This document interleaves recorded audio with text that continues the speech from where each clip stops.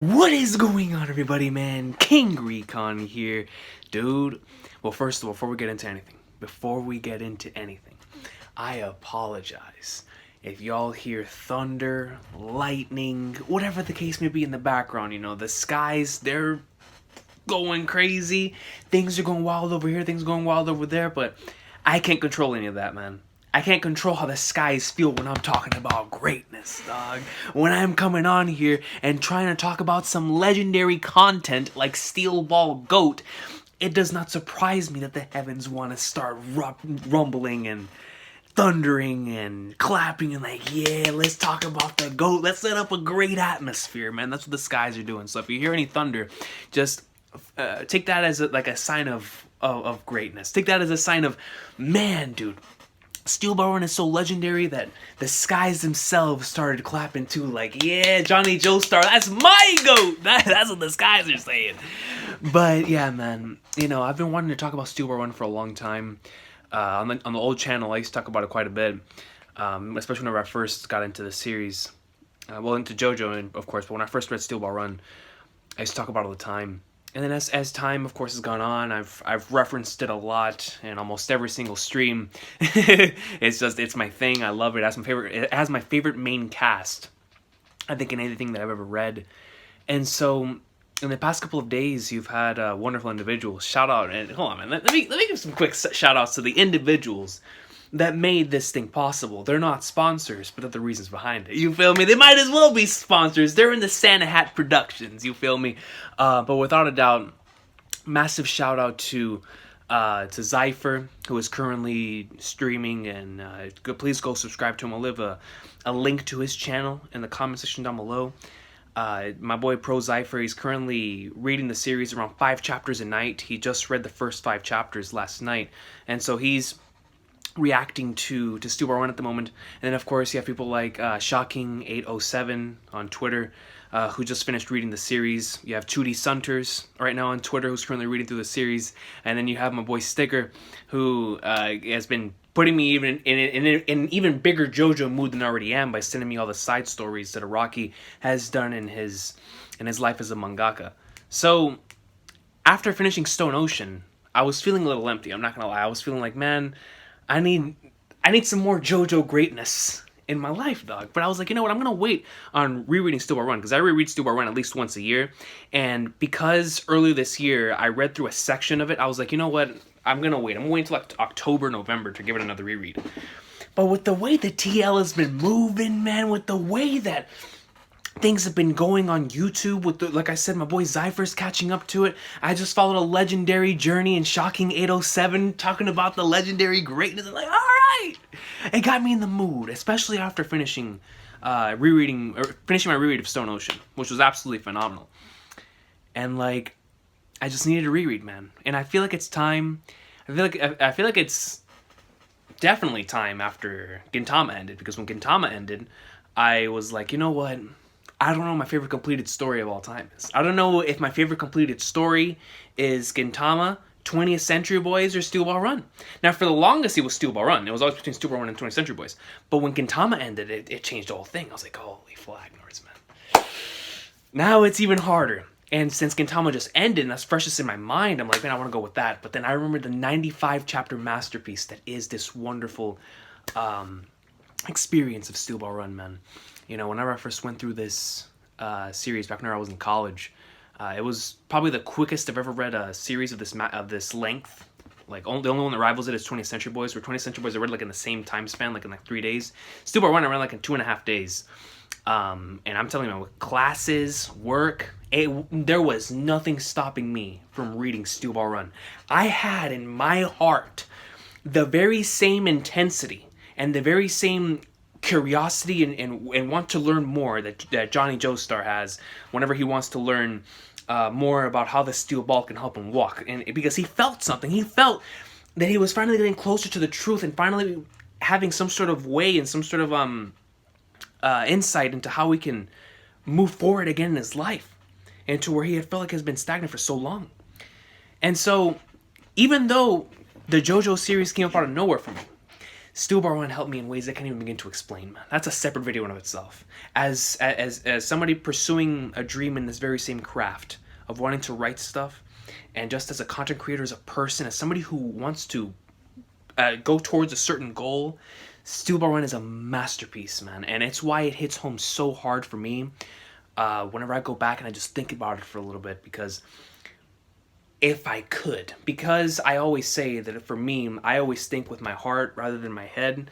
It's something that I've had ever since I was a kid, but Steel Ball Run made me feel things I can't even begin to explain, man. And we'll get to sometime in the future, maybe, hopefully, but like I said, that's for a separate video, man. That's for a separate video. But Steel Ball Run just hits home here and here in ways that not many other series have, man. And it's incredible because it's only 95 chapters, and to me it stands alone as a single story. As much as I love the entire series, that one arc, that one section of the story means so much to me, man.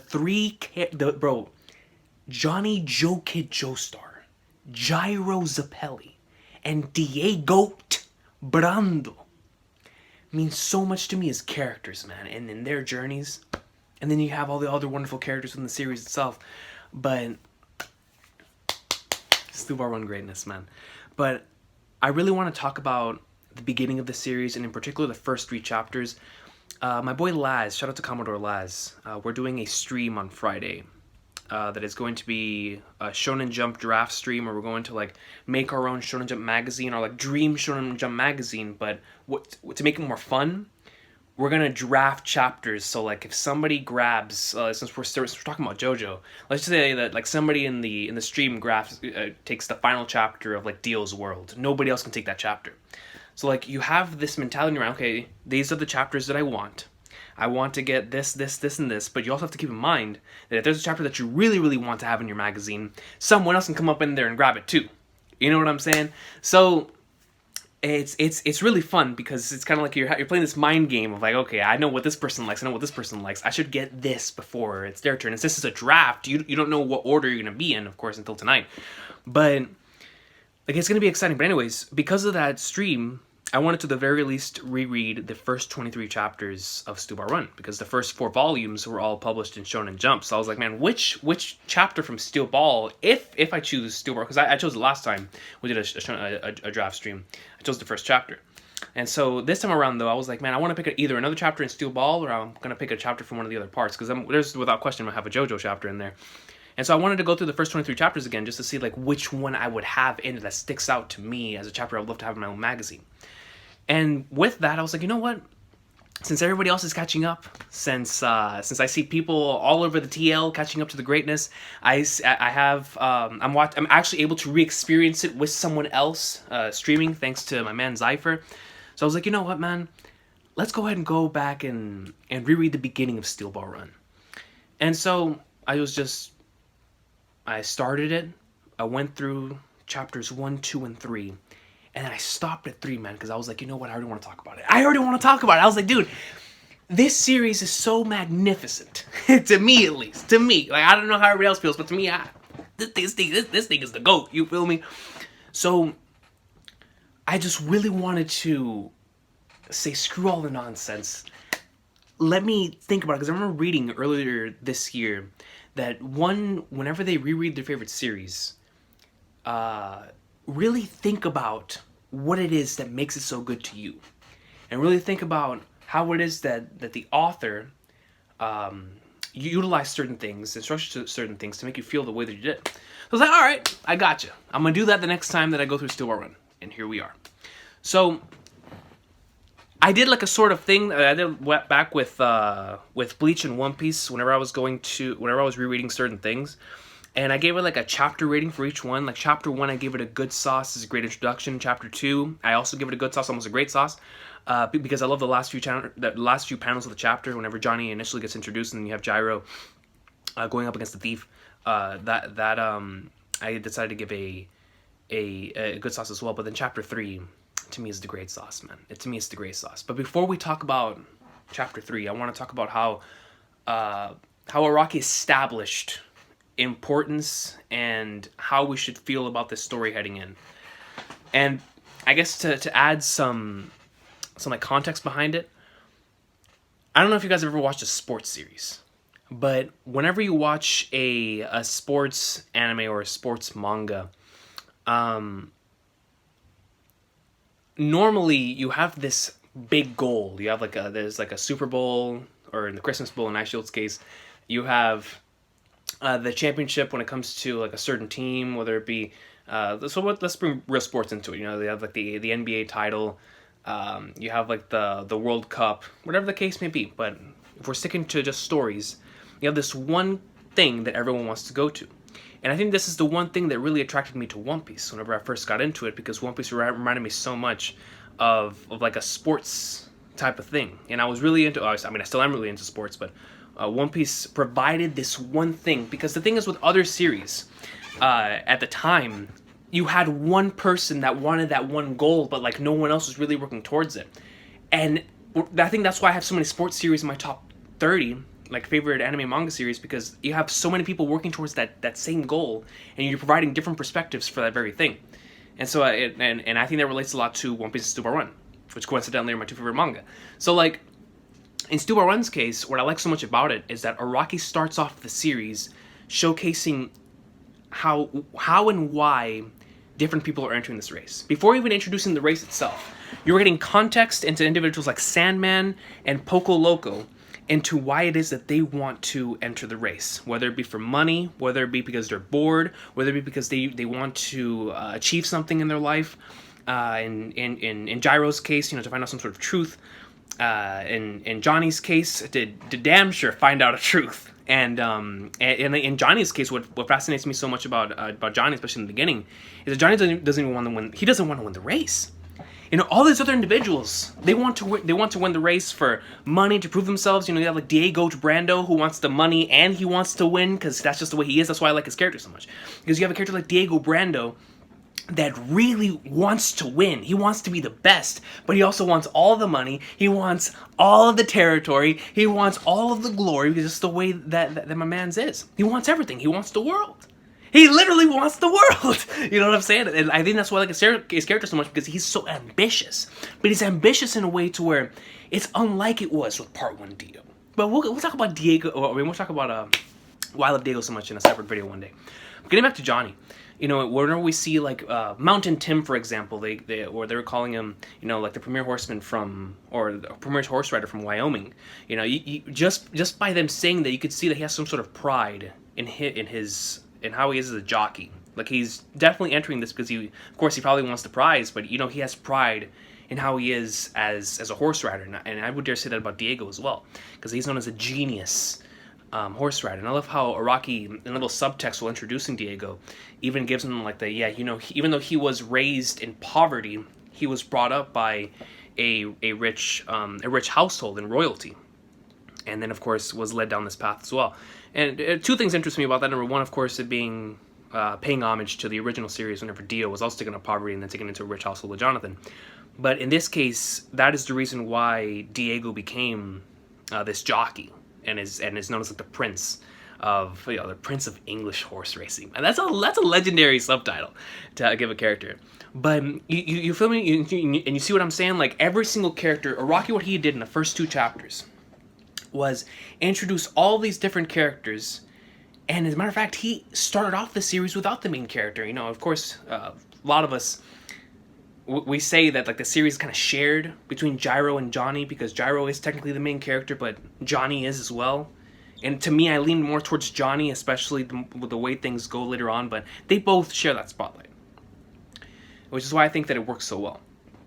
But before you even meet Gyro, you're looking and seeing what's going on with Sandman, and then of course chapter 2 with Poco Loco.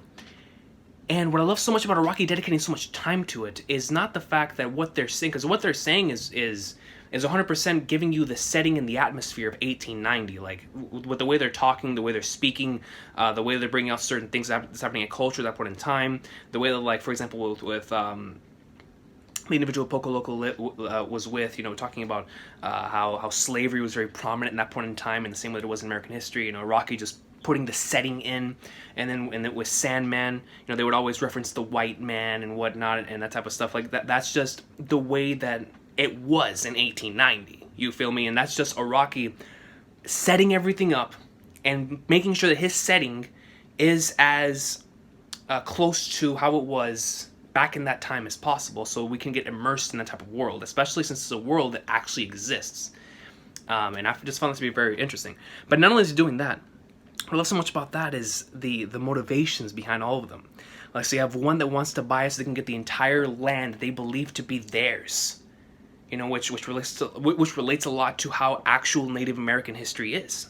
And then in Poco Loco's case, you could take it one of two ways. Either my guy just wants to stop being bored and looking up at the clouds, or he genuinely wants to make a living and wants to do something with his life. So whenever he goes out and he does this, like, you're interested and you're like, yo, I'm seeing all these different perspectives from all these people that want to join in on this race. And then you get it from the promoters' standpoint. So whenever you get to see Steele and why he wants to do this, it's so interesting to me because Steele, in of himself, represents the theme of the series in the very first chapter too, where it's like he's doing this race, of course, because he wants to be more wealthy. You know, above all, well, I wouldn't say above all, but it's definitely a main priority. You know what I'm saying? But right off the bat, it's established that even if nobody were to finish the race, he wants to at the very least attempt it. He wants to attempt it because this is something ambitious. This is something that no one in the world has ever even come close to doing before. He wants to do something that no one else has done before and create this massive race that brings in all these people from all around the world to compete for this one thing that is so massive in scale that it would seem almost unthinkable whenever you actually would like to just think about it, especially in 1890. And so what Steele has done is automatically bring up that mentality of, in the same way that Johnny sort of feels, like, man, I'm doing this because it's like, it feels impossible, and that's why I'm doing it.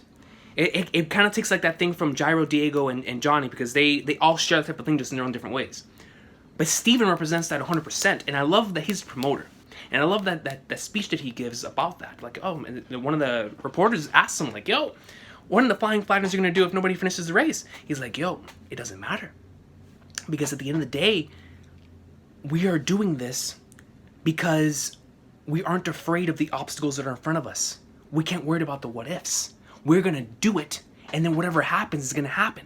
But by God, we're going to make this race happen no matter what happens.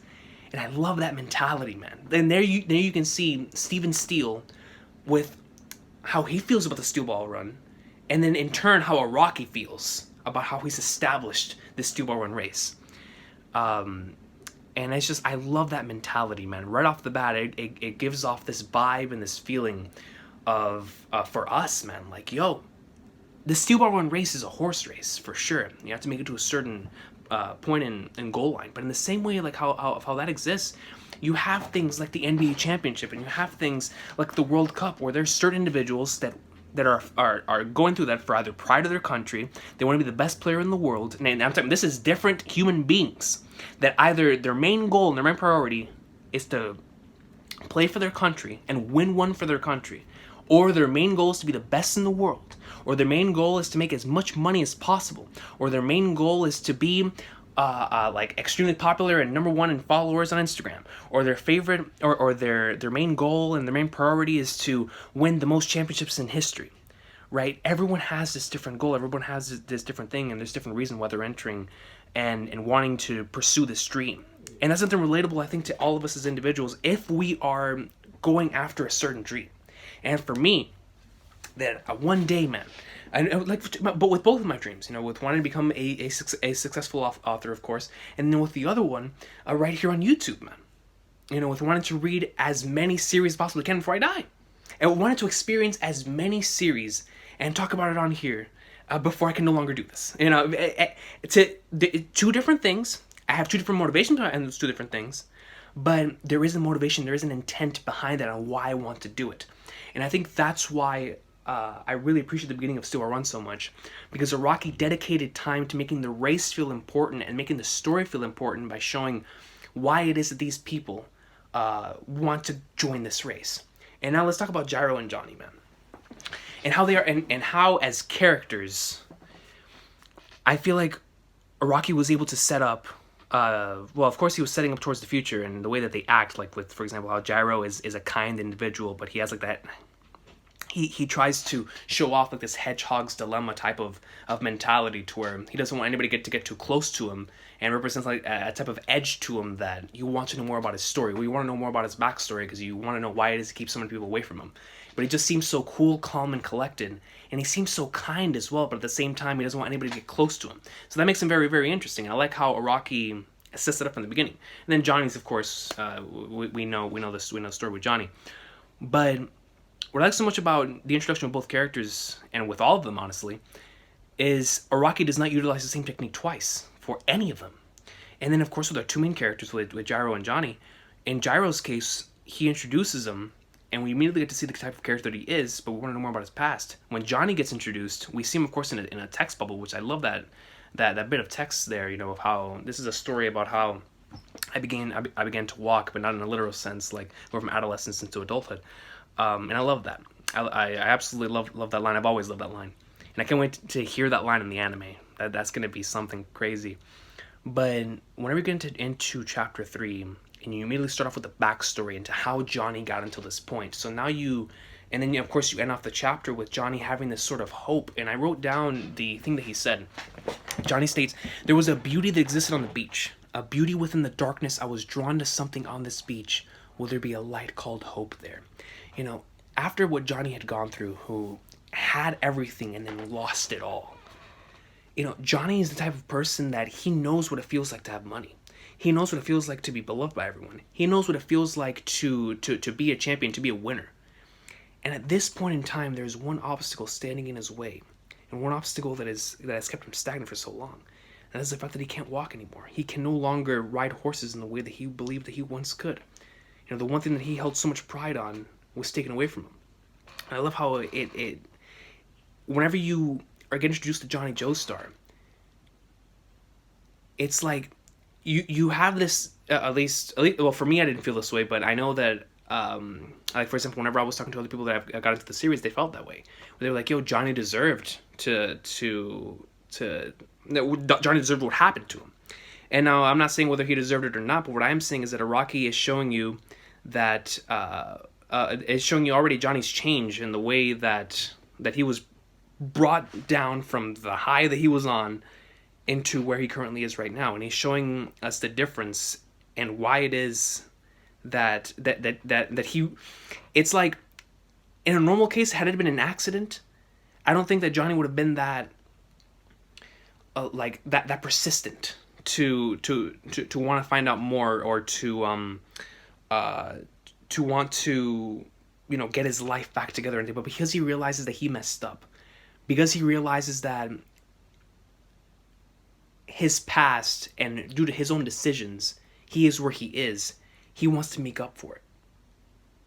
And I think that's why Johnny's so motivated, to be able to find the truth behind the spin, and to see if he actually can walk again, because he feels that if he were to do that, it would bring meaning once again into his life. It would bring meaning into who he is, and his potential, and what he can do. Because after he lost everything, he must have lost his will to do anything. And then he found this one bit of hope, this one bit of light. And to him, that's much more important than money. To him, that's much more important than the value of him grasping that truth. For him to grasp that ability to be able to walk again is much more important to him than any amount of money, trophies, praise, or anything. And I think that is so key, man. Because it shows that, a lot of these other racers, they're going into this because they need money, or they want to be this, or they want to be that. And in Johnny's case, he's going on this adventure for multiple different reasons. Like, because of that flashback, and after the end of the chapter where you see the spin, and how he's immediately able, like, he believes that it's because of that, and due to that spin, that he felt that tingle in his feet, where he was able to stand up a bit. And he's like, yo, I need to find out the secret behind that spin. And so to figure out that truth, and not only that, he felt it within his heart that if he took part in this race, He felt within his heart that on this beach, he would learn something new. He would learn something worthwhile. He would learn something that would change his life. And so he decided to take that first step in the journey, first step in something that he did not want to do ever again, which was to ride a horse, man. He took that very first step because he saw something in that darkness that was like the shining light. And I think still to this day, that is a core, even though it's the basic skeleton, of course, later on in the series, it evolves and it becomes a much bigger layer with a whole bunch more stuff on top of it that makes him my favorite Joestar and one of my favorite main characters of all time. But at the core skeleton, at the beginning of his character arc, I already love it so much because of that. Because he does not want to be the best, at least at the beginning. His main goal is simply to figure out the truth. His main goal is to find reasons to keep moving forward. His main goal is to go out and go on an adventure to figure out more, to see if he can find something. Find something that he needs to replace the hole, or to fill in the hole left in his heart from what happened in the past, which he realizes is due to the way that he was. It's the way that he is. And he wants to change, man. And I love that so much. Man. When it comes to his character, but yeah, I really like how, especially going back on it now and rereading it, and just seeing how the characters, how you're able to see why it is that they want to join this race. And how Araki does so much within 3 chapters to tell you about the setting, to tell you about what the story is going to be about, to give you the themes, to give you character motivations, to give you interest, to give you insight, all in 3 chapters, man. And you already have so much context in which you can ride on and take with you whenever the race actually begins. And you already have certain things that you want to see. Like, because it's the 7th part in the series, you're like, okay, there's a Brando as a Pelly and a Joestar, so you're obviously going to be interested in what they're going to do. But then there's these other characters that obviously Araki has put in here because he believes them to be important. So whenever the race actually begins, you have a character like Sandman, a character like Poco Loco, and those type of characters where Air Mountain Tim. And because they're highlighted, you're like, yo, I want to see more from these guys. Diego Brando, just on name alone, I was mad interested. I was like, yo, I want to see what he's going to do in this race. Is he going to act like Dio? Like, what is he going to do? And then, of course, with Gyro and Johnny, you want to find out more about about Gyro as a person, as a character. And then for Johnny, you want to know if Johnny's going to figure out that truth. And what little insights will he have into figuring out more about the spin? Will Johnny and Gyro get along together? How will Johnny go about and go over his obstacle of the fact that he can no longer walk and ride horses in the way that he once did? Because he's going to be used to riding in a certain way, but he can't do that anymore. So how is he going to overcome that obstacle and go on the horse? And there's so many things that are coming up in mind that don't have to be told to you. You just feel it as a reader. Because of things that are going down, because of their motivation, because of the way that they're speaking, because of the dialogue that's being spoken, because of the way that he structured the story so far. I love the beginning of this story, man. I love the whole story in general. And of course, I think the beginning is, even though I'm praising it this much, I think it's the weakest part in the arc. And I think the entire thing is greatness. But the beginning, without question, is the weakest stuff in the series, especially compared to the stuff that happens. And to me, I still find it to be this amazing. And that's a testament, man, to how good Super 1 truly is, man. But I hope I got my point across here, man. When it comes to Johnny, he really has a special place in my heart, and I was trying my hardest not to delve into too many spoilers in case people are watching this that are not caught up with Super 1. But I really, really like how Araki set everything up with both characters. And like I said, man, I really, really love Johnny Joestar, man. Diego Brando's my favorite character in JoJo, but right behind him is Johnny and Gyro. And for different reasons, but I relate more to Johnny because I understand what it means and what it feels like to go through a certain thing that he did. Of course, like I always say, whenever I say that I can relate to something, it's not the exact same situations and scenarios. Like, of course, I still have my ability to walk. I didn't have the sort of past that in a different way that Johnny had, but I was high on my horse. You know, whenever I was in a metaphorical sense, whenever I was younger, man. You know, like always, oh yeah, like especially when it came to Call of Duty, bro. It wasn't until somebody G-checked me that I was able to come back down to earth, man. Because I used to think that I could whoop anybody, dog. And I had that type of mentality that I didn't give a flying flag no who it was, and I would talk trash to everyone. And you know, until I was brought back down to earth, and really showed, you know, certain things that I was like, you know what, man, that's not the way that I should go about things. And so I really feel and relate to Johnny when it comes to that type of thing. Of like, yeah, man, you thought you were on top of the world and the best in the world, and then something brought you back down. But how are you gonna fight against that? Like, if you were once at the top and you get taken all the way back down to where nobody cares about you, how are you gonna overcome that? How are you gonna move forward? And that's Johnny's story, man, and that's why I can relate to it so much, bro. Cause I love it. I absolutely love it, and one day we'll sit down and we'll talk more about Johnny Joe Kid Joe Star, man. But for right now, this will be it for me, man. I just really wanted to come on here and talk about Steele Run. I knew it was gonna be a long one, but I don't care. When you're talking about the greatness, you just gotta let the words flow out, man. You gotta talk about the awesome sauce and keep going up in like somewhere. But I hope everybody has an awesome sauce of a day, man. Take care. JoJo's Bizarre Adventure greatness, in particular, Steel Ball Run greatness, man.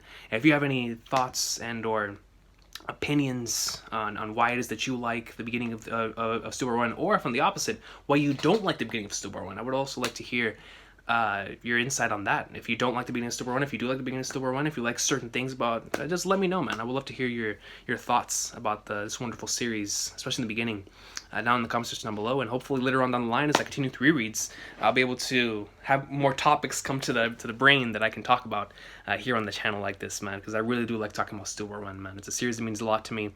And I want to keep it on the channel because it's a part of the soul of, or I don't know if it's a part of King Recon's soul, but it's a part of Omar's soul. It's a part of my soul, dog. If I take off the glasses, Santa hats down, talking about just me as a person, as a human being, Steel Ball Run hits in places that other series don't hit, man. And I love it a lot. So hopefully one day we can come back and talk about the awesome sauce. But I will see y'all next time. Have an awesome sauce for day. JoJo greatness.